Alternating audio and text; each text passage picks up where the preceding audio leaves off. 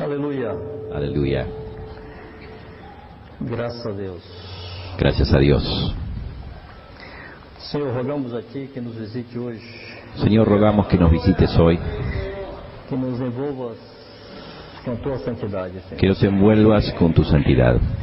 Tua palavra diz que não há homem Tu que palabra não dice, Señor, que no hay hombre que no peque. Tua graça, Es por tu gracia, por la sangre bendita de Jesús, que nos aproximamos de Ti, Senhor. que nos acercamos a ti, Señor, Com confiança, con confianza, em plena certeza de fé. en plena certidumbre de fe. Qualquer de nós, Senhor, se aproxima de Ti em qualquer momento de nossas vidas. Nadie de nosotros se puede acercar a ti si no es por la sangre de Jesús. Cordeiro bendito, Senhor, Nos diste el Cordero bendito, Señor, propiciação pelos y Él es la pecados. propiciación por nuestros pecados. Ele foi oferta pelos nossos pecados. Él não fue apenas ofrenda por nuestros pecados, y no solo por nuestros pecados, Señor, sino también por los pecados del mundo entero. Ele está sentado à tua direita e vive para interceder Y hoy por nós. está sentado a tu derecha y vive para interceder por nosotros. Es por Jesús que nos movemos a cada día Estamos aqui hoje. y nos reunimos aquí hoy Para a tua glória, Senhor. para tu gloria, Señor Dios. No nome de Jesus. En el nombre de Jesús. Aleluia. Amados, vamos compartilhar algo hoje sobre Vamos a compartir algo hoy sobre santificación e viver piedoso. y la vida piadosa. E eu peço que vocês abram a Escritura em 2 Coríntios, capítulo 6. Les pido que abran la escritura en 2 Corintios capítulo 6, del versículo 16 al 18, Sigamos até o capítulo 7, verso 1. y sigamos hasta el capítulo 7, versículo 1. Diz assim: Dice así: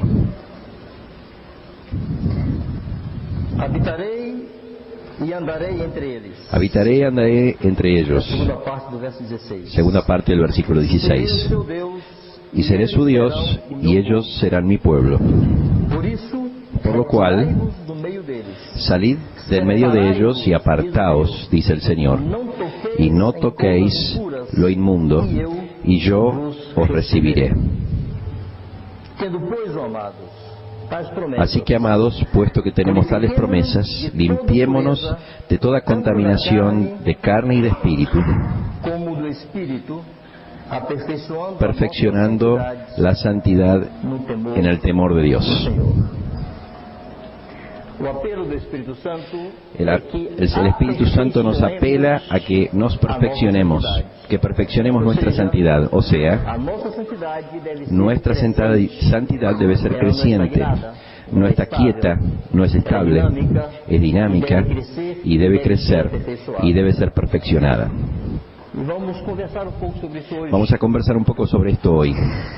Eu tenho nos últimos anos feito exercício En los últimos años he hecho un ejercicio de me consciente livrar de alguns vícios, para librarme de algunos vicios que yo llamo como los llamo vicios de iglesia, vicios teológicos que tienen que ver con la interpretación de las Escrituras.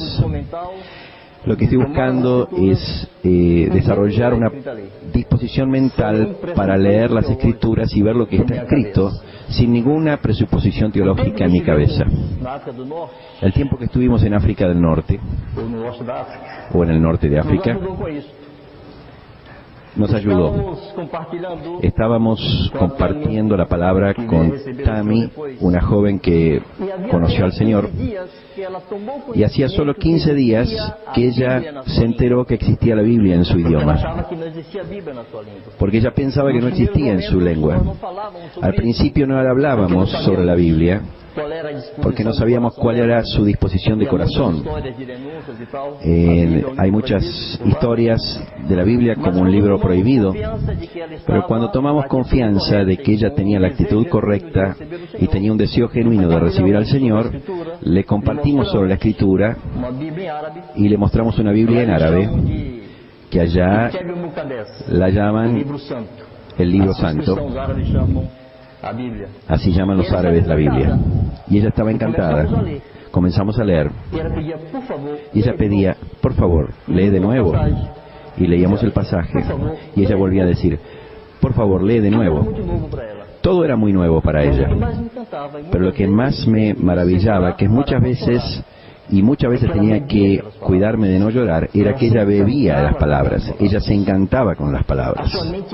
Su mente estaba virgen respecto a cualquier premisa teológica. Lo que estaba escrito era simplemente lo que estaba escrito, y ella lo recibía tal cual. Y cuando le hablamos que Dios nos ama a tal punto que nos envió a su Hijo para vivir como hombre, para identificarse con la fragilidad humana, para sentir nuestras limitaciones y dificultades en la carne que tenemos en la carne. Y el papá de ella tenía una dificultad muy grande y ella oró con simplicidad, diciendo: Señor, en tu libro dices que tú socorres a las personas, así que por favor socorre a mi papá, porque tu libro lo dice, que tú lo haces. Y a veces nuestro conocimiento de las lecturas que hacemos o que hicimos, interfiere con nuestra simplicidad para recibir la palabra del Señor. El Señor Jesús dice que debemos ser perfectos como es perfecto nuestro Padre que está en los cielos. Cuando leemos esta palabra en Mateo 6:48, recibimos la palabra tal como está escrita, como está ahí. Creemos, entendemos lo que Jesús dice, que es exactamente esto: sed perfectos como vuestro Padre celestial es perfecto. O en nuestra cabeza ya tenemos filtros necesarios para decir que no es exactamente esto lo que Dios quería decir, lo que Jesús quería decir. Hermanos, si creemos que esto es lo que Jesús estaba diciendo, que lo que Él quiso decir es que Él espera que seamos perfectos, como es perfecto Dios, el Padre que está en los cielos. Si creemos así, con esta simplicidad, entonces necesitamos rever nuestros caminos. En Hebreos 12, versículo 14, hay una advertencia muy grave. La palabra del Señor dice: seguir la paz con todos y la santidad, sin la cual nadie verá al Señor. Yo me quedé pensando, ¿creemos en esta palabra?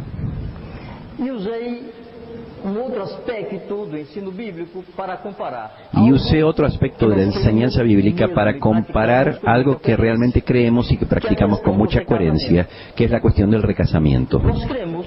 Nosotros creemos que el recasamiento es único y todos los recasados están viviendo en una situación de adulterio. Esa es nuestra fe y esta es nuestra práctica.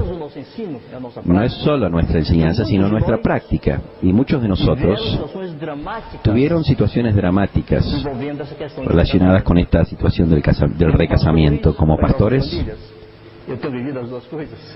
o como familia. Hemos vivido las dos cosas. Algunos de nosotros tuvieron que pagar un precio muy alto porque creemos que todo recasamiento es una relación adúltera y no nos importan las consecuencias de esto.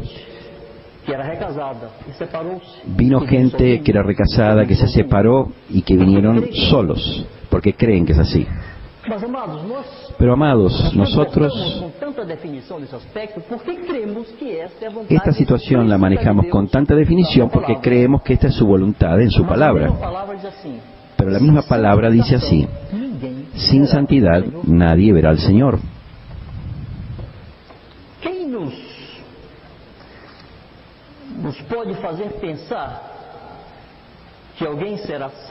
¿Quién podría hacernos pensar que alguien va a ser salvo sin ser santo? ¿Quién de nosotros puede atreverse a pensar que sin santidad alguien va a ver al Señor? ¿Y cuál es el nivel de santidad que Dios está esperando de nosotros? La palabra de Dios dice que Él no perdonó a los ángeles cuando pecaron y no va a perdonar a los hombres que se rebelen contra su voluntad. Y yo pregunto así: ¿alguien puede rehusarse conscientemente a ser santo como el Padre que está en los cielos? ¿Esto no sería rebelión? Porque el Señor dice: sed santos porque yo soy santo. Si establecemos un límite a esta santificación por conveniencias circunstanciales nuestras, ¿no estamos en franca rebelión contra la voluntad del Padre de ser perfectos como Él? Amados, estoy convencido que nosotros vivimos, y no solamente nosotros como congregación aquí, estoy convencido que la Iglesia de Dios, vamos a ponerlo así, en el mundo vive una crisis de falta de temor de Dios. La palabra del Señor dice que el temor de Dios aparta al hombre del mal. Pero este temor, en muchos círculos, ha sido sustituido por algo que llamamos intimidad profana. Hay una intimidad fácil con Dios. Hay muchos que están diciendo papá, o papito. Qué bueno, si es verdad que hay tal relación de intimidad. Pero el Señor, en Malaquías capítulo 1, versículo 6, dice así: el Hijo honra al Padre y el siervo a su Señor. Si pues yo soy Padre, ¿dónde está mi honra? Y si soy Señor, ¿dónde está mi temor? Dice Jehová de los ejércitos. Estas palabras dichas por el profeta Malaquías, palabra de Dios, ¿no es esto lo que Dios dice? No todo el que me dice Señor, Señor entrará en el reino de los cielos, sino solo aquel que hace la voluntad de mi Padre que está en los cielos. Hermanos, he buscado rescatar en mí el necesario temor por las advertencias del Señor. Él nos dice, no alcanza con que me llames Señor, Señor, si no haces la voluntad de mi Padre que está en los cielos. Si no es así, no entras en los cielos.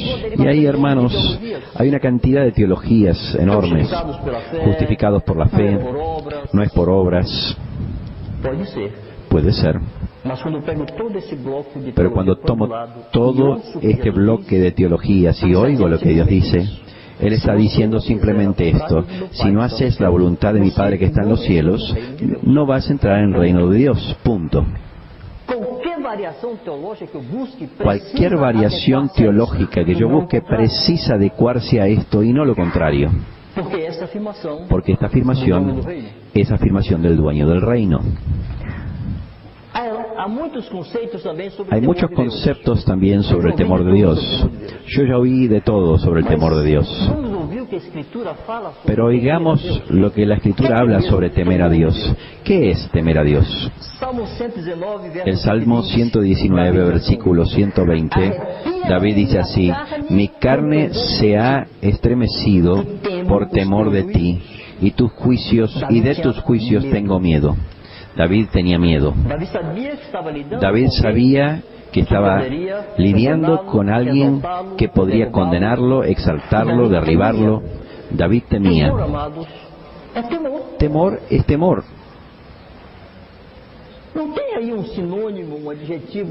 No hay un adjetivo, un sinónimo. Temer es temer, y cuando temo, me quedo con miedo. Tengo miedo. Pablo dice así: cuidad vuestra salvación con temor y temblor. ¿Cómo explicamos esto? ¿Qué es cuidar la salvación con temor y temblor?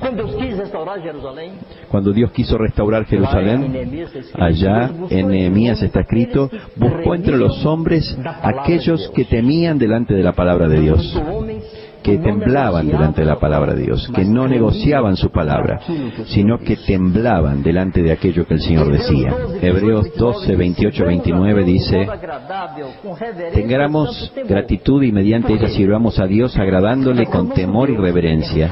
¿Por qué? Porque nuestro Dios es fuego consumidor. El apóstol está advirtiendo que tenemos que servir al Señor con temor y temblor, porque Dios es fuego consumidor. Y nadie podría definir esto mejor que el propio Jesús. ¿Saben lo que Jesús dice? No teman a aquellos que pueden matar el cuerpo, pero no pueden nada contra el alma. Teman aquel que puede hacerlos perecer en el fuego del infierno, tanto la alma como el cuerpo. Tanto el alma como el cuerpo. Porque no fue Jesús mismo que dijo que tenemos que temer a Dios en este texto. ¿Por qué alguien debe temer a Dios? No entendí.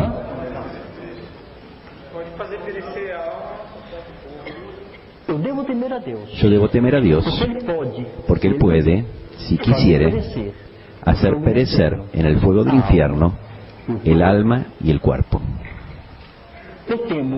Yo temo que algunos hayan perdido este santo temblor. Yo llamo a esto intimidad profana, característica de aquellos que de hecho no conocen a Dios. Cuando Pablo escribió a los Corintios, él dijo, porque algunos de vosotros aún no conocen a Dios, y esto digo para vergüenza de vosotros.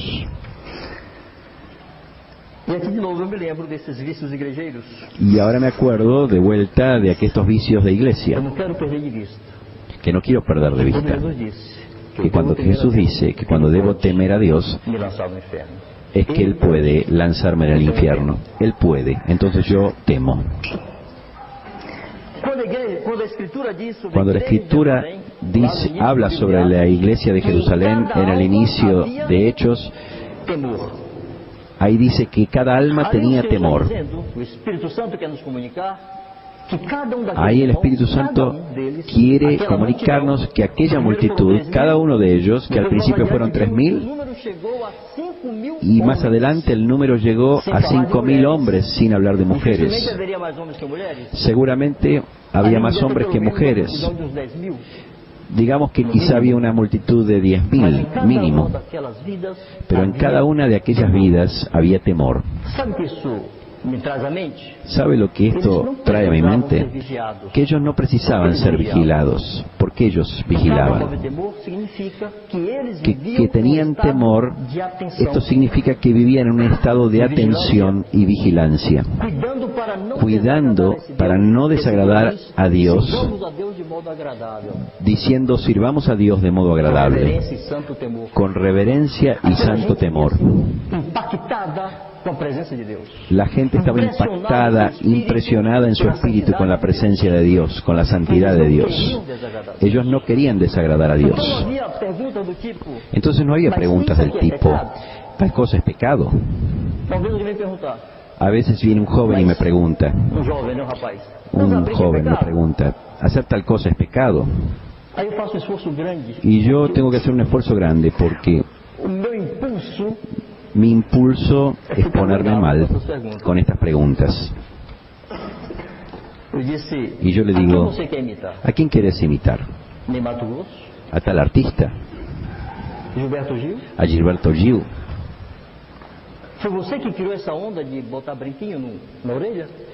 Vos sos el que hizo esta moda de poner arito en la oreja. Cuando se teme a Dios y se vive en vigilancia, no hay espacio para esta pregunta. Un montón de cosas tontas quedan afuera, fuera del radar, por consecuencia inmediata, porque uno quiere agradar a Dios. No quiere simplemente llegar a los cielos por fe. Uno quiere agradar a Dios. Dios es santo, entonces yo quiero ser santo. ¿Cuán santo? Tan santo como Él. Es esta la medida que Él estableció. Sed perfectos como vuestro Padre Celestial es perfecto. Y esto tiene que alcanzar todas las áreas de mi vida.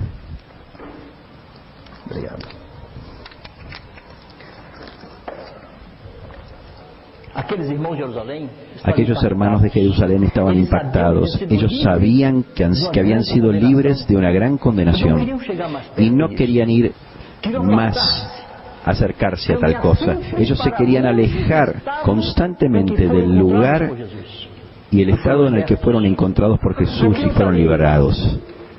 No querían estar ahí en el límite. La falta de este temor, amados, hace que muchos hijos de Dios estén flirteando con el mundo. el sujeto no se lanza en el pecado, no cae en el fango, como se dice, pero se queda mirándolo, casi con envidia del mundo. Como alguna vez, en el tiempo de la escuela, uno rodeado de compañeros de escuela, invitado a participar de alguna situación de pecado, el hermanito dice: yo quiero, pero no puedo, soy creyente. Pero también puedo responder lo contrario: yo puedo, pero yo no quiero. Yo sirvo a Jesús. Yo tengo a Cristo, pertenezco a Cristo. Esa actitud de flirtear con el pecado produce por lo menos tres situaciones que desagradan mucho al Señor. Primero, nos expone al pecado. Y ocurre lo contrario a la orden de Jesús cuando dice: vigilad y orad para no entrar en tentación. Jesús dijo esto en el Getsemaní a Pedro y Santiago cuando los encontró durmiendo. Y dijo así: el espíritu a la verdad está dispuesto, pero la carne es débil. El énfasis, amados, no está en la fortaleza o la disposición del espíritu. El énfasis está en la debilidad de la carne. Jesús dijo así, no dijo así: Pedro y Santiago, quédense tranquilos, la carne es débil, pero el espíritu está dispuesto. No dijo así. Dijo: el espíritu está dispuesto, pero la carne es débil. Y por causa de esto, vigilen, velen y oren para no entrar en tentación. La mayoría de los problemas, amados, es cuando el discípulo entra en tentación, porque es difícil retroceder. En el interior se usa una expresión así: la vaca fue al charco. ¿Quieren saber lo que es esto? Ahí el gaucho está llevando al ganado por el pasto, pero hay un charco profundo y la vaca entra en el charco, y eso es un problema, porque no puede salir sola del charco y ella puede morir ahí embarrada y ahogada, y aún los perros que guían el ganado no pueden entrar al charco para sacar a la vaca. El gaucho tiene que entrar a enlazar la vaca y tirarla afuera con el caballo. De esa manera va a salir la vaca solamente del charco. Cuando el discípulo entra en tentación, es como la vaca en el charco. Es muy difícil sacarlo. Y hay gente que con frecuencia entra en tentación, que tampoco es pecado. Está simplemente cerca, flirteando con el pecado, peligrosamente, diciendo: ¿hasta dónde puedo ir? El Espíritu nos convoca, amados, a apartarnos. Tenemos una meta y caminamos hacia la meta. Cuanto más distantes del mundo, más seguros. Cuando el Señor dijo: la carne es débil, tenemos que acordarnos, amados, que la carne no se convierte, no se transforma, no se purifica. La carne no sirve para nada. La carne no va a heredar el reino de Dios. La carne no está sujeta a la ley de Dios. ¿Crees que la carne está sujeta a tu experiencia? ¿Vos crees que la carne va a respetar tu madurez? La carne no se sujeta a Dios. Por eso tenemos que andar en el Espíritu, porque andar en la carne es caminar hacia la muerte. Todos aquellos que confiaron en su experiencia y madurez cayeron. Y yo le digo más: los mayores escándalos en la iglesia no ocurren con nuevos, ocurren con antiguos, con personas más maduras, con pastoras, con líderes que se vuelven confiados. Son maduros, tienen experiencia, tienen discernimiento y se olvidan que la carne es débil. Entonces la primera consecuencia es que quedamos expuestos a la tentación. La segunda consecuencia es que este flirtear con el mundo deshonra el nombre de Dios. Hermanos, la Biblia habla de que hay una nube de testigos. No sé bien lo que quiere decir esto, pero imagino que envuelve a los hombres, a los ángeles, que envuelve también a los amados del pasado que están con el Señor. Sea como fuere, nuestro caminar diario tiene implicaciones espirituales y eternas. Imagino que Dios aquí y allí mira al diablo y le dice: mira, son mis hijos, son santos que están en la tierra, son notables, y en ellos tengo todo mi placer. Salmo 16, versículo 3. Para los santos que están en la tierra y para los íntegros es toda mi complacencia. A veces pienso que el diablo dice al Señor: así que son tus hijos.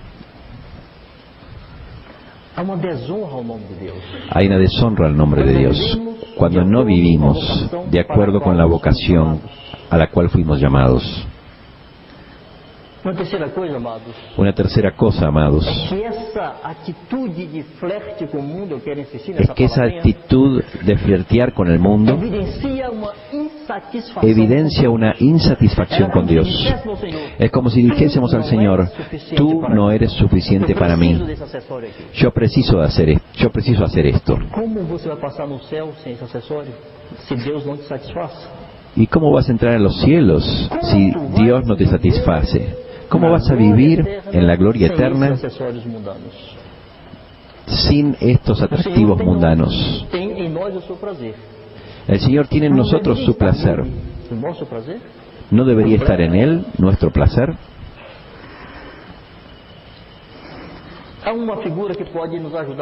Hay una figura que nos puede ayudar a entender esto. ¿Cuántos casados hay aquí delante de mí? Solo los hombres. Muy bien.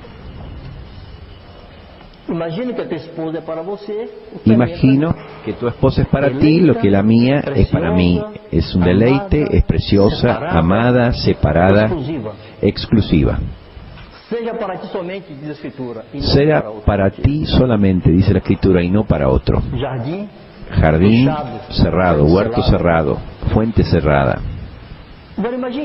Ahora imagínate que todos los días cuando venís del trabajo, tu esposa está conversando con un vecino, un sujeto conocido de mal carácter, tiene fama de que anda por ahí con las mujeres de los otros, y ahí está tu mujer conversando con él.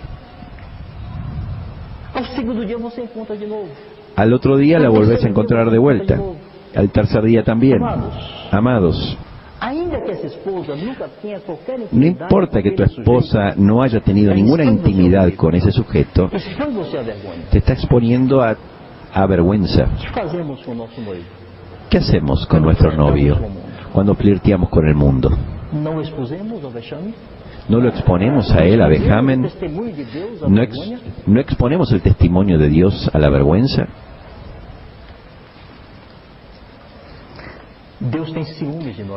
Dios tiene celos de nosotros. Dios nos quiere solo para Él. Él nos eligió. Él nos escogió. Él nos compró con su vida. Con nadie ni ninguno. O somos totalmente de Él, o no somos de Él. Si vos no sos totalmente del Señor, no sos de Él. En Santiago capítulo 4, versículos 4 y 5, el apóstol está acusando a aquellos hermanos que son infieles y adúlteros. Y si miramos el contexto, se percibe que no está hablando de adulterio literal humano. Yo entiendo que esta palabra usada, fuerte, es porque aquellos hermanos no estaban viviendo como una novia exclusiva del Señor. Entonces eran hallados infieles, eran hallados como adúlteros, porque deshonraban su alianza y compromiso con Dios. No vivían solo para Él, no eran para Él. En su corazón, en su forma de vivir, había reservas y su dedicación no era absoluta. En Efesios 4:30 dice que podemos contristar al Espíritu Santo, con el cual fuimos sellados para el día de la redención. Esta expresión fue usada en varias partes del Nuevo Testamento. El Espíritu con el cual fuisteis sellados. Aquella garantía que pertenecemos a Él. Y cuando Él vuelva, Él va a saber identificar a aquellos que son suyos por la presencia del Espíritu Santo en ellos. Ahí el apóstol advierte: no contristéis al Espíritu de Dios, con el cual fuisteis sellados para el día de la redención.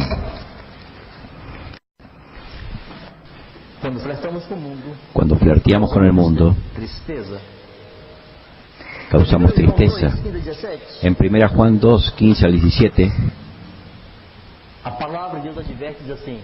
la palabra dice así: no améis al mundo, ni las cosas que están en el mundo.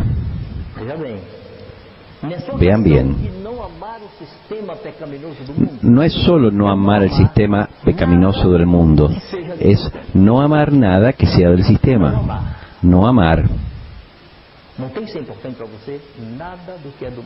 Nada en el mundo tiene que ser importante para ti. Porque aquel que ama al mundo, si alguno ama al mundo, el amor del Padre no está en él. ¿Has pensado la gravedad de esto? Que amar al mundo, es perder el amor del Padre. Entonces, si yo amo al mundo, entonces no soy de él, no amo al Padre. El apóstol está diciendo así: porque todo lo que hay en el mundo, los deseos de la carne, los deseos de los ojos y la vanagloria de la vida, no proviene del Padre, sino del mundo. Entonces no quiero nada de aquí. En Efesios capítulo 1, versículo 4, dice que Dios nos escogió en Él antes de la fundación del mundo. ¿Y para qué? Nos eligió, ¿para qué?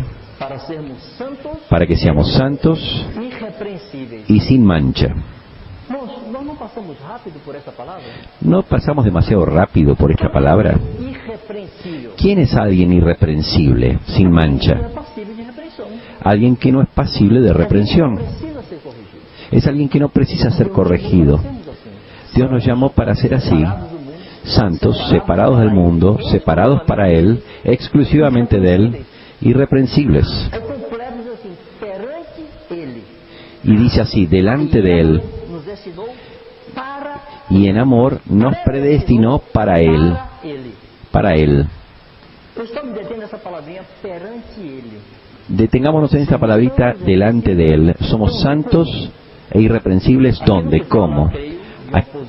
Aquí no se habla de una posición física, geográfica, pero de una posición espiritual, de la actitud de aquel que vive en su presencia, delante de Él. Santos e irreprensibles delante de Él.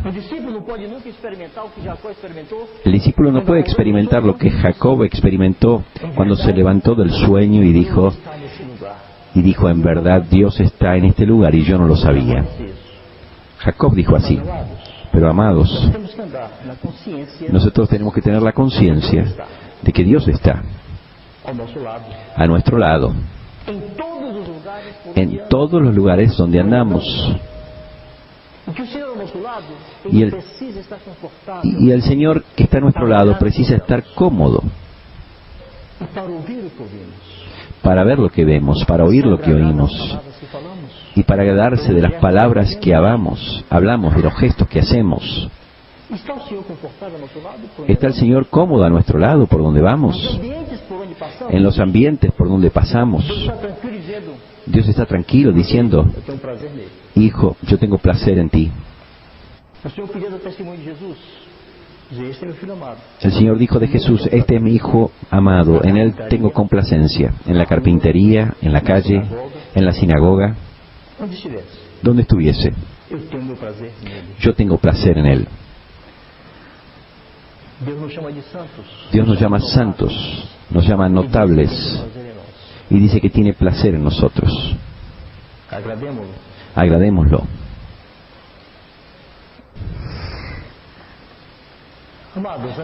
Amados, la mejor manera de mostrar nuestra lealtad al Señor no es exponiéndonos al pecado o a la tentación, es esquivándola. Amo a mi esposa. La elegí para ser mía. Por el segundo año de nuestro casamiento tuvimos una crisis difícil. Yo entré en crisis. Yo fui el baiano causante. Y yo pensé así, me casé con la mujer equivocada, ¿qué voy a hacer de mi vida ahora? Y ahí me acordé de un concepto que había aprendido hace muchos años atrás. El amor no es un sentimiento, es una decisión. Y yo pensé, yo no tengo derecho de hacer esto con ella. Yo la elegí, yo la escogí, es mía. Y para ella voy a vivir. Vivo para ella. Toda pasión y encantamiento fue construido sobre esta base sólida de alianza en Dios. Estoy más enamorado ahora que antes. Pero hermanos, esto no me exenta de estar tentado hoy por otras mujeres. Yo soy tentado. El mundo está complicado. Es muy apelativo. ¿Qué hago yo para demostrar mi lealtad y amor a mi esposa? Tengo alianza con ella. Yo digo, no tengo ojos para ninguna otra. Mis ojos son para mi esposa. Entonces puedo andar por cualquier lugar porque mi corazón es solo de ella. Hago así.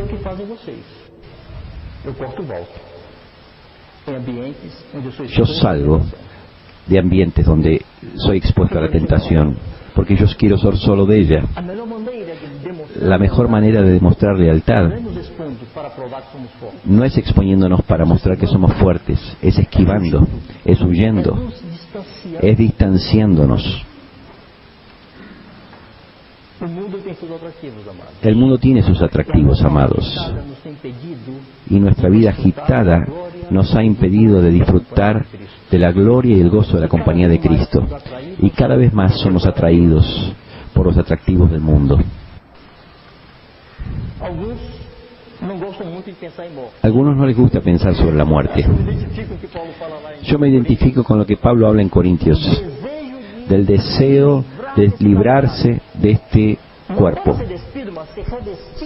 para ser revestido de su habitación celestial. Tengo deseos de irme de aquí. Uno de los motivos es, yo no quiero ser más tentado. Yo quiero poder disfrutar de Dios, de su presencia. No me gusta el mundo. Ya no me gusta ni la tierra.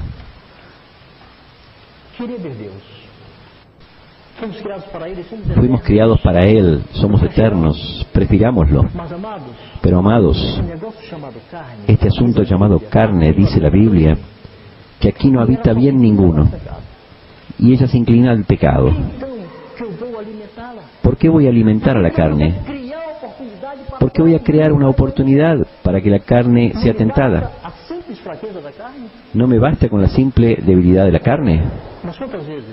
¿Cuántas veces nos exponemos al pecado? Muy bien.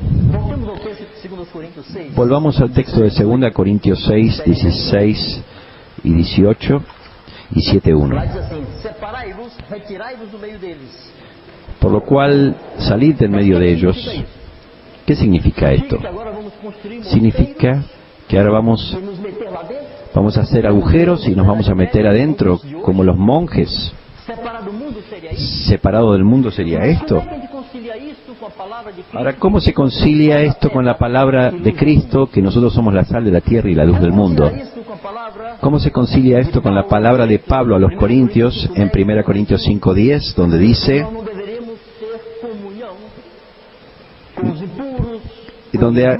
que tenemos que tener comunión con injustos, con ladrones, porque si no tendríamos que salir del mundo? O sea, el Señor no quiere que salgamos del mundo, solo cuando muramos. En 2 Corintios dice que somos embajadores de Dios, 2 Corintios 5:20. Entonces no tenemos que salir físicamente del mundo. Tenemos que guardar nuestra mente y nuestro corazón, nuestro espíritu, de las contaminaciones del mundo y reprobar las obras del mundo.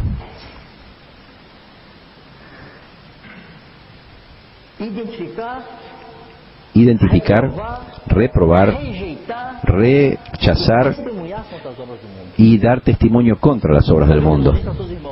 Una vez Jesús dijo a sus hermanos, el mundo no los odia a ustedes, a mí me odia. ¿Y por qué el mundo me odia? Porque doy testimonio contra las obras que son malas. Jesús no huyó del mundo, pero se separó del mundo y dio testimonio contra el mundo. Y muchas veces nuestra comodidad con relación al mundo es porque no damos testimonio contra las obras del mundo que son malas. Entonces, ¿qué haremos? Vamos a crear una serie de reglas, de comportamiento, de procedimiento. Esto se puede, aquello no se puede, esto sí, esto no, como tantos evangélicos hicieron durante los años. ¿Y cuál fue el resultado de ellos? Nada interesante. Yo viví así 30 años. Prohibiciones de leyes externas que no producen santidad. Entonces, ¿qué haremos? Amados, no vamos a crear reglas ni leyes que Dios no legisló, pero estamos orando para que sobre nosotros haya un espíritu de temor del Señor.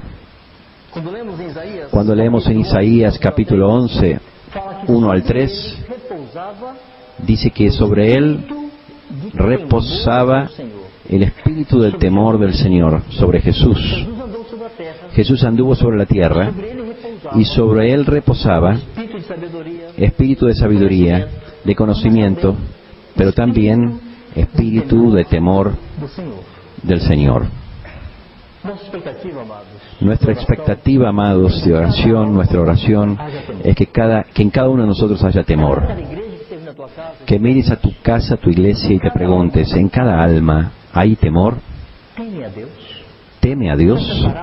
¿Son separados para Él? ¿Viven para Dios? Tenemos que preguntarnos, en cada circunstancia que enfrentamos, ¿cómo haría Jesús? Esta semana estaba conversando con un discípulo, un joven, muy precioso, muy querido, y discutíamos sobre comportamientos. Yo le dije, imagina cómo andaría hoy entre nosotros el joven Jesús de 24 años de edad, la edad que vos tenés. ¿Qué haría Jesús? Él es tu meta. Pensa en esto. ¿Cómo haría Jesús?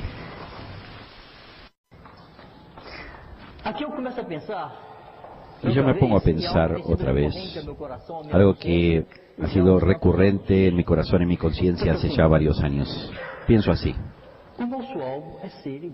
Nuestra meta es ser igual a Jesús. La primera vez que oí acerca de esto, de que Dios quiere que seamos como Jesús, fue en 1988. Era un retiro de pastores, yo todavía no era pastor. Ahí estaba Amando, Iván Baker y Moisés Caballero.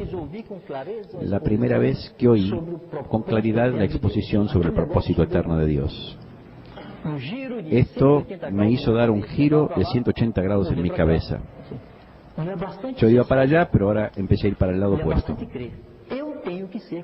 Empecé a creer, yo tengo que ser como Jesús.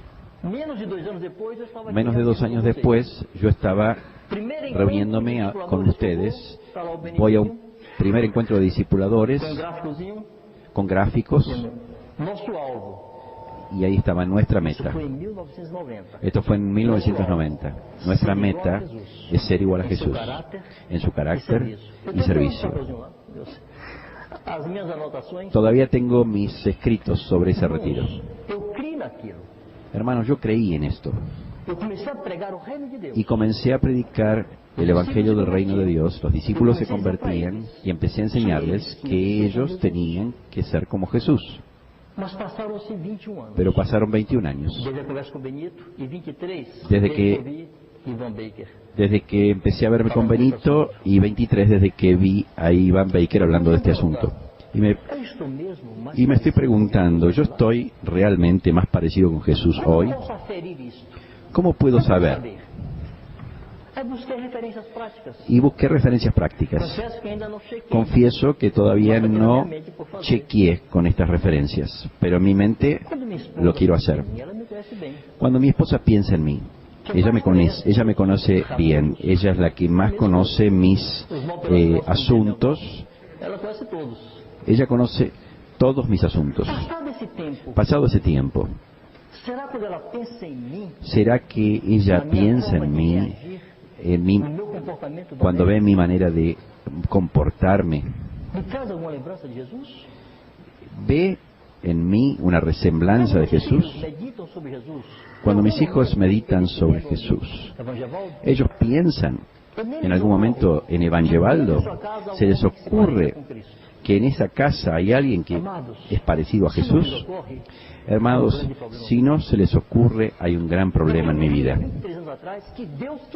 Porque yo hace 20 años atrás entendí que Dios quería que yo fuese como Jesús, y esto es lo que enseñé.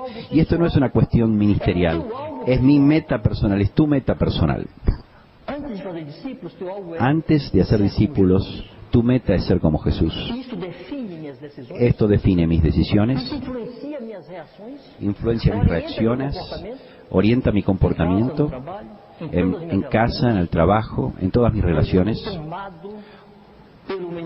O estoy tomado por el ministerio y me olvido que el ministerio consiste justamente en enseñar a las personas a parecerse con Jesús. Hay otra referencia que estoy buscando. Hace 20 y pico de años atrás comenzamos a bautizar a los primeros discípulos. Ya pasaron 20 años. Ellos se volvieron mis amigos, frecuentaron mi casa, vivieron crisis mías, familiares, problemas, tribulaciones. Me conocen, entraron en la intimidad de mi casa. Pasaron 20 años.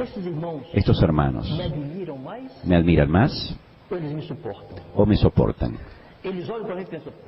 Ellos me miran y piensan, lo que este muchacho dice es verdad. Él está buscando ser igual a Jesús. Y yo preciso continuar imitando a Él. O se desencantaron conmigo. Mi vida los desafía. La vida tuya desafía a tus discípulos. Ellos te miran y son desafiados a parecerse como Cristo, con Cristo. Si no es así, hermanos, algo está mal con nosotros. Y tenemos que parar con este discurso.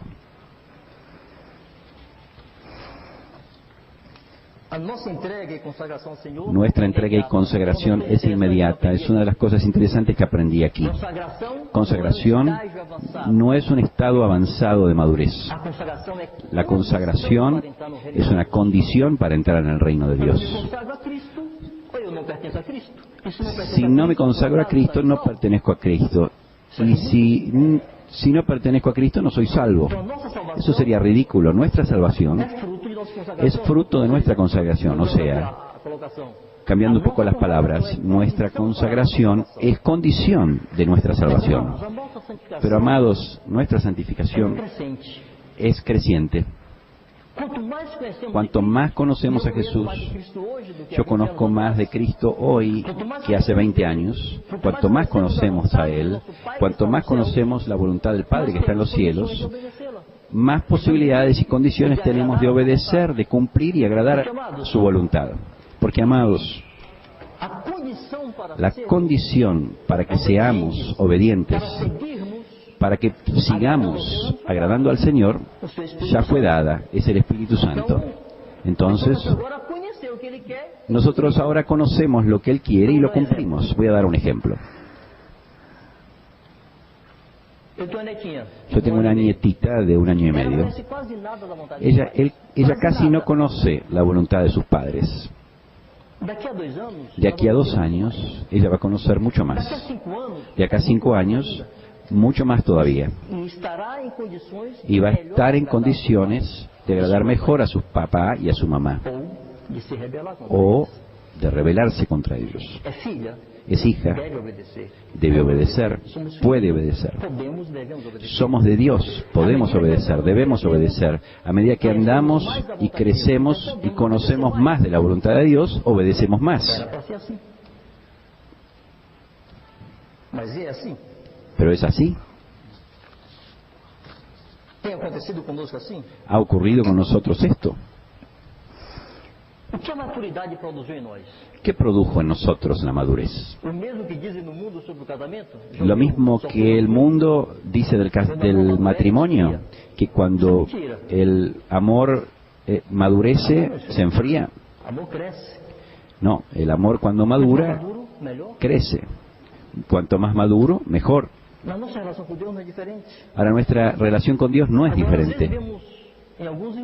Ahora a veces vemos en algunos hermanos que la madurez produjo un fruto raro.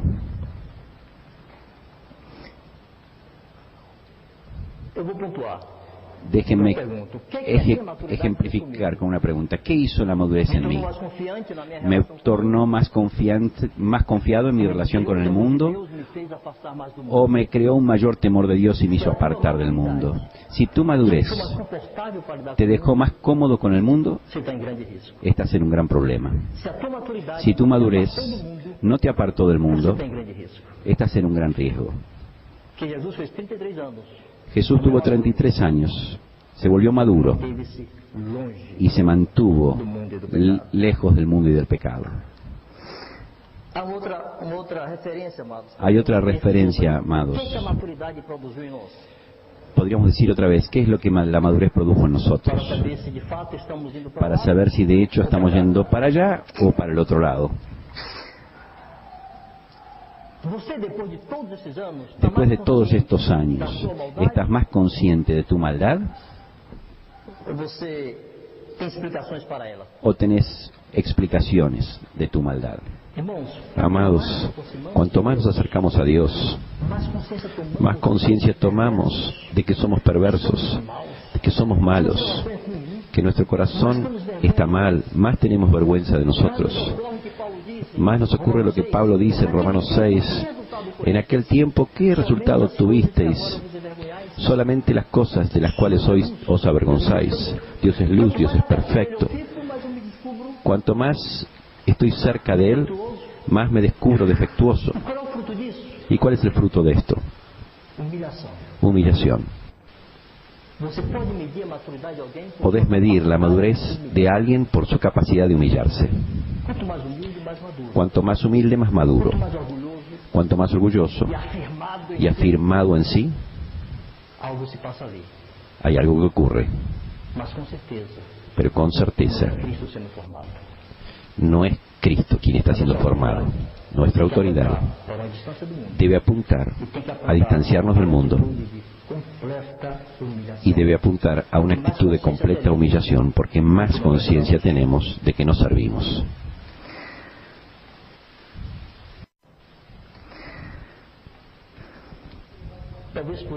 Tal vez por eso. Las Escrituras dicen así, refiriéndose a los apóstoles. En 1 Corintios 12, 28 dice, así los puso Dios en la iglesia, primero apóstoles. En el funcionamiento de la iglesia, Dios empieza a trabajar por medio de los apóstoles para estructurar, para ordenar, para el correcto ordenar, para decir cómo funcionar. Eso viene por los apóstoles. Los apóstoles en primer lugar. 1 Corintios 4, versículo 9. Porque pienso que Dios nos asignó a nosotros los apóstoles en último lugar, escoria de todos y basura del mundo, dice en portugués. Hermanos, la función es la del primer lugar, pero la disposición es de ser basura. La madurez es acercarse a Cristo, porque cuanto más cerca de Cristo, estoy más humillado, más vaciado, más dispuesto a estar por debajo. Amados, no es solo una cuestión de ser santo para ser salvo. Lo que está ahí en Hebreos 12:14. Buscad la santidad sin la cual nadie verá al Señor. Pero debo ser santo porque ya soy salvo, ya fui salvo. Y ahora voy a ser santo. No es que me santifiqué y fui salvo. Fui salvo por la gracia de Jesús, me sujeté a Él, pero ahora soy llamado a ser santo. Mantener la santidad es condición para mantenerme salvo. Pero tengo que moverme por algo mucho mayor que esto, que es agradar al Padre. Y aquí algunos se confunden. Y confunden aceptación con aprobación. Me acuerdo que años atrás, mi hijo, que tenía 17 años, era un discípulo que estaba comenzando sus pasos primeros como discípulo. Llegó con 8 años, con un cuadernito donde la maestra le había puesto comportamiento 0. ¿Qué es lo que hice con él? Le grité fuera de mi casa. Pero él entró a mi casa sabiendo que él iba a dormir en la misma cama, iba a comer la misma comida que mamá había hecho, los mismos abrazos, los mismos besos, la misma aceptación. Él no sintió que había un riesgo de perder todo esto porque fue reprobado. Él es mi hijo. No corría ningún riesgo de perder mi compromiso de amor y mi responsabilidad hacia Él, lo cual permanecía intacto. Eso era parte de mi amor. Y él se fue a dormir tranquilo, sabiendo que era aceptado. Pero yo dormí triste, porque él no estaba aprobado. Amados, nuestra aceptación no se juega con cada error que cometemos. No estamos amenazados y siendo expuestos a perder nuestra condición a cada momento. Pero amados, que nuestro Padre del Cielo nos mire y esté contento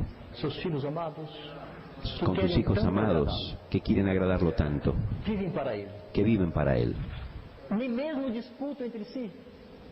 Ni siquiera disputan entre sí porque buscan la paz con todos, porque no son importantes en sí mismos, porque han entendido que no tienen derecho a reclamar.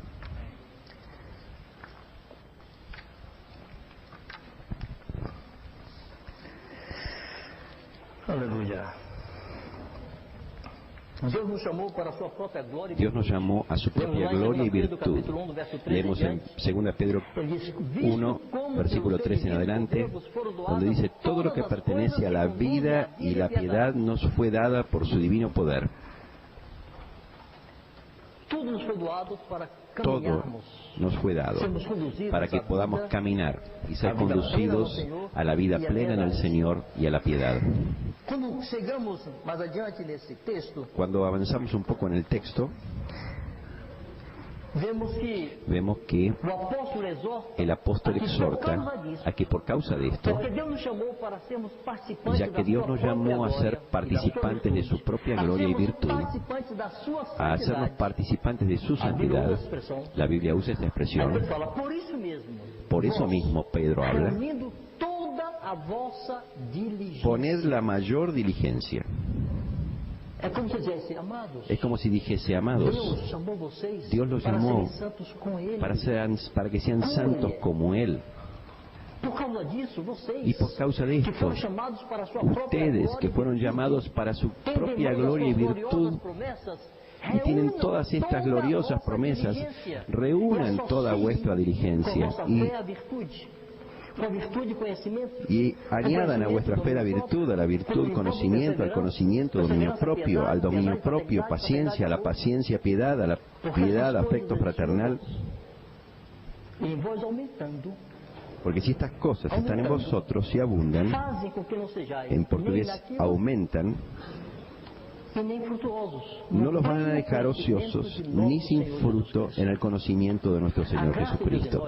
La gracia de Dios en nosotros no nos inmoviliza. No es que la gracia, no es la gracia hindú, donde nos paramos, meditamos y nos concentramos. Esta gracia nos mueve a tomar toda diligencia y todo esfuerzo para aumentar virtud, conocimiento, perseverancia, dominio propio. Esto tiene que ir aumentando en nosotros. Él dice que de esta forma nos va a estar garantizada ampliamente la entrada en el reino de nuestro Señor Jesucristo. Tenemos que tener un ingrediente de gratitud, gratitud a Dios.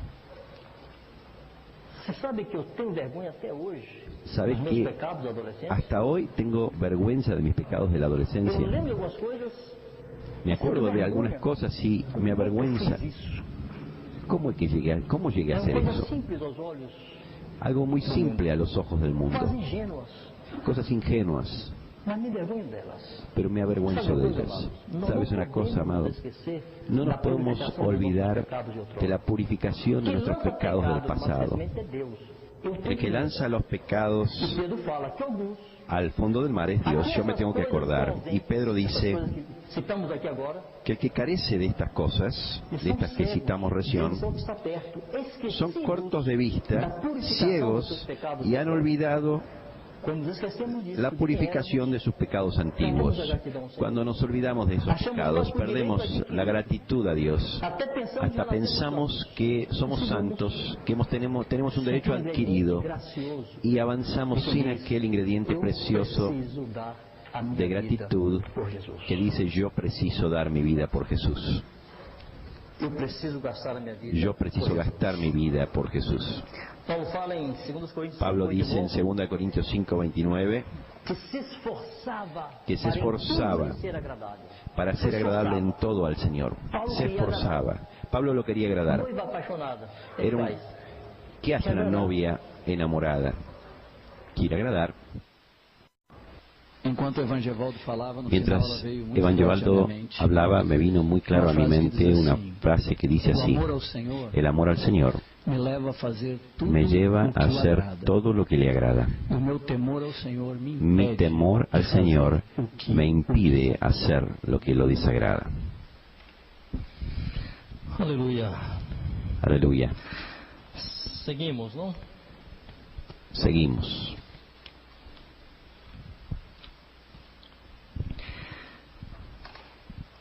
Falamos que o tema era santificação e vida piedosa. Dijimos que el tema era santificación y vida piadosa. A piedade exige esforço. La piedad exige esfuerzo. Concluímos a primeira parte falando disso. Terminamos la primera parte diciendo esto. Ela mensura a minha disposição de querer agradar a Deus. Ella mide mi disposición de querer agradar a Dios y me exige un esfuerzo deliberado, consciente. Pablo le dice a Timoteo: ejercítate personalmente en la piedad. 1 Timoteo 4:7, en una orden apostólica.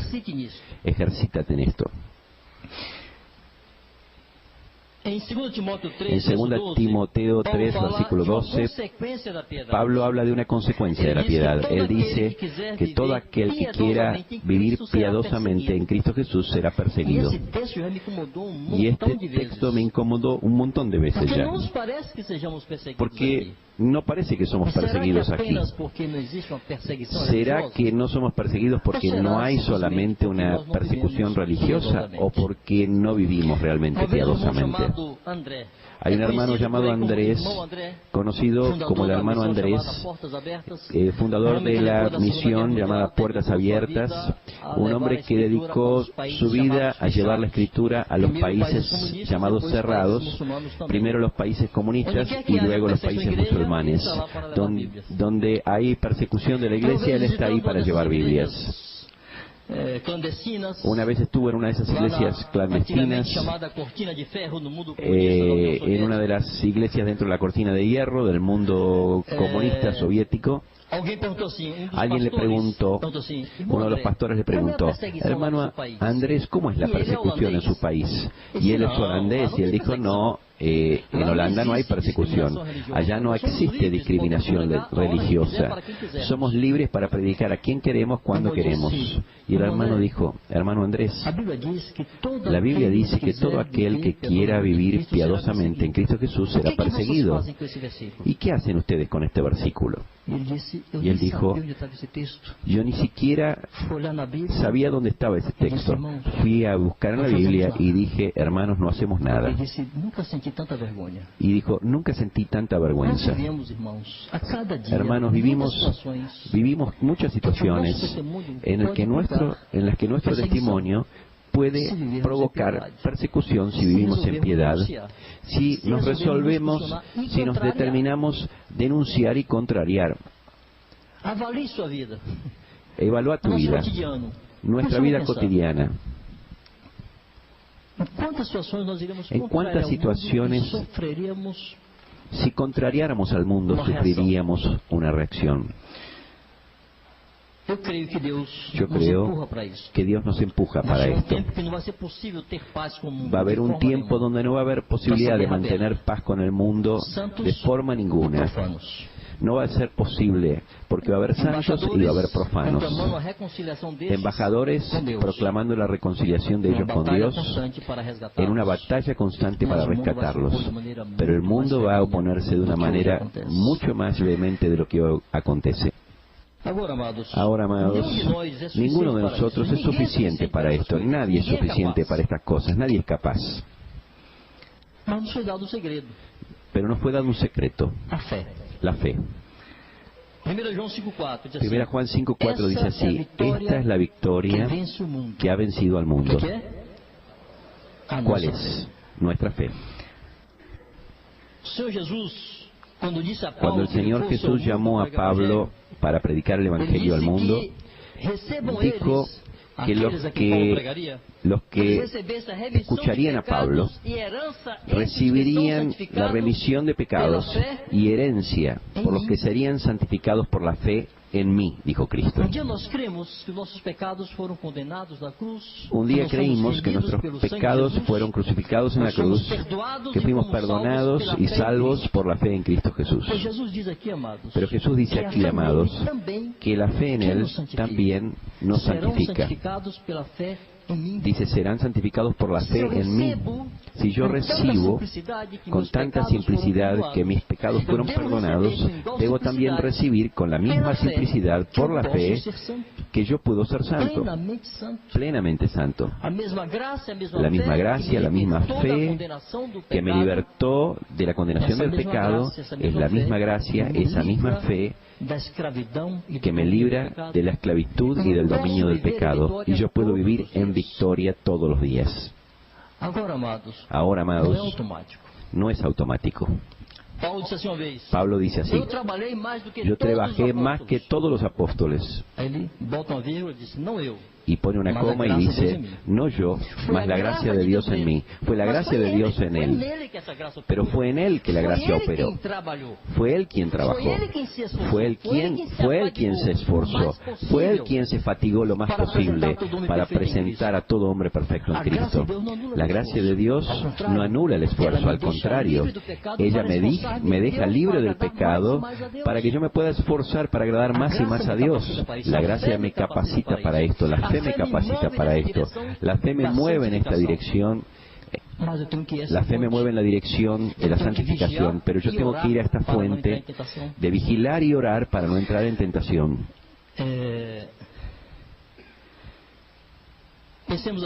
Pensemos así.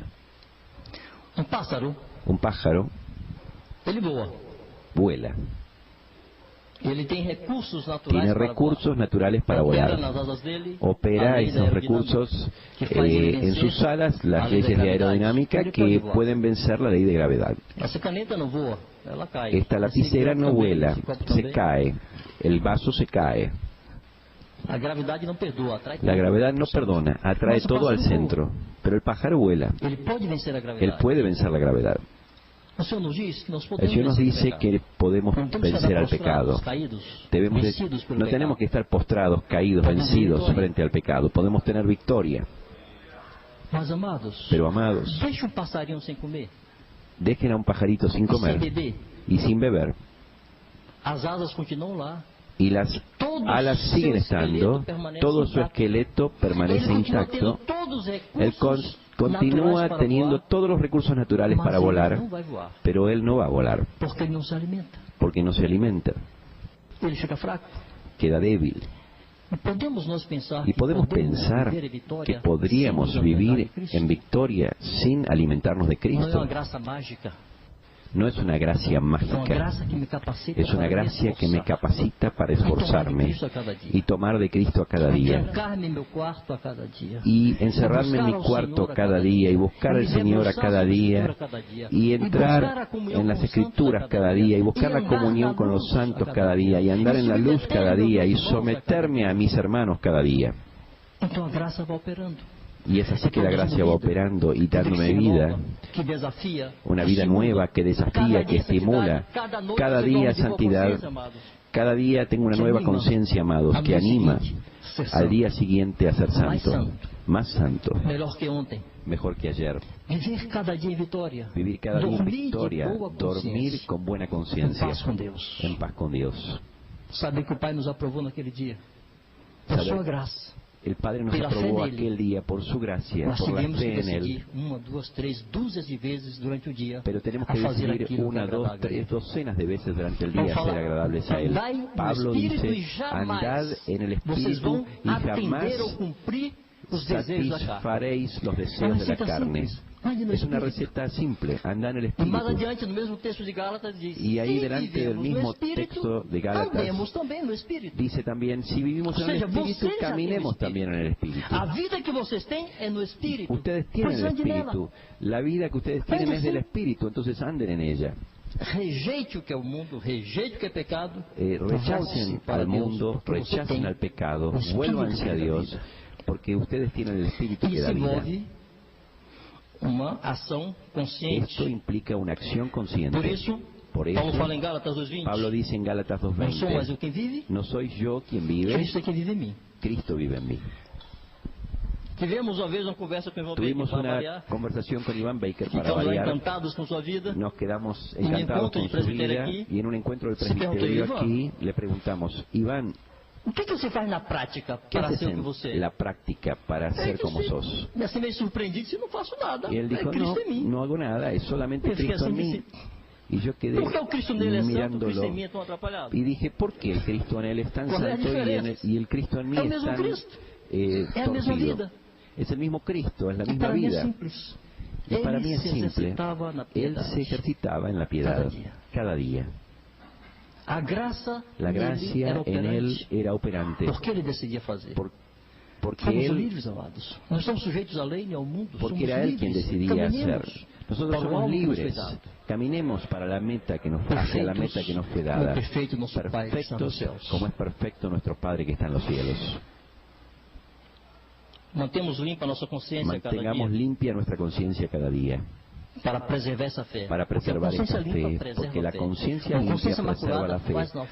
Una conciencia manchada hace naufragar en la fe, y la forma de mantener la conciencia limpia es la luz. El diablo no está donde hay luz. Mantengámonos en la luz, en el temor de Dios, sujetándonos los unos a los otros en el temor de Cristo. Esto nos va a ayudar a levantar los muros que tanto hemos hablado el año pasado, 2010, 2009, cuando se usaba la figura de Jerusalén siendo reconstruida por aquellos que vinieron de Babilonia, los exiliados que retornaron a Jerusalén para reconstruirla. Pero yo percibí algo interesante leyendo el libro de Esdras. Antes que Nehemías y Esdras llegaran a Jerusalén, un número de judíos volvieron a Jerusalén unos 80 años más o menos antes que ellos. Un grupo de personas fue a Jerusalén. Ahí estaba Zacarías, el profeta Ageo entre ellos. Y está escrito en Esdras, en los primeros capítulos, que la ciudad estaba completamente destruida. El templo estaba destruido. Cuando Nehemías llegó, el templo ya estaba construido. Él fue a proteger la ciudad, pero el templo ya estaba de pie. Pero cuando aquellos primeros llegaron, no había nada. Y ahí en Esdras 3:3 hay un texto interesante que dice así: a pesar del miedo que sentían a los pueblos vecinos, colocaron el altar sobre su base y ofrecieron sobre él holocaustos al Eterno, el holocausto de la mañana y de la tarde. Esos hombres entendieron que la cosa más importante que había que hacer era reconstruir el altar. ¿Para qué queremos muros? ¿Para qué queremos muros si no tenemos la gloria del Señor adentro para ser preservada en nosotros? Esos muros protegen alguna cosa. ¿Y qué protege ellos? Los muros protegen alguna cosa. Pretenden proteger. ¿Qué es lo que los muros pretenden proteger? Lo más precioso nos fue dado, amados. Lo más precioso que nos fue dado, amados. Aquellos hermanos entendieron que y aquellos hermanos entendieron que lo primero que tenían que hacer era reconstruir el altar. No había templo, no había muro, todo estaba destruido. Los pueblos de otras tierras atacaban y los trataban de impedir, pero ellos ofrecían sacrificios por la mañana y por la tarde. Nosotros podemos, amados, separar tiempo para dedicarnos a esta adoración, adorar a Dios. Contemplar a Dios, meditar en Él, alimentar nuestra fe. No vamos a avanzar sin esto. Toda doctrina, toda enseñanza, todos los conceptos, todos los principios no nos harán parecidos a Jesús si no paramos a adorarlo cada día. No de semana en semana. No de semana en semana, cada día. No tenemos más dificultades do que tinham aqueles judeus. No tenemos nosotros más dificultades que las que tenían estos judíos de aquel día para levantar el altar. Dios dice así para Abraham. Dios dijo así a Abraham: anda en mi presencia y sé perfecto. No dijo sé perfecto y anda en mi presencia. Anda conmigo, Abraham dijo. Vas a ser perfecto. Andar con el Señor, andar en su presencia. Fuimos llamados para ser santos e irreprensibles delante de Él. Andar en el Espíritu, vigilantes, en oración, temiendo a Dios, apartándonos del pecado. Aleluya. Aleluya.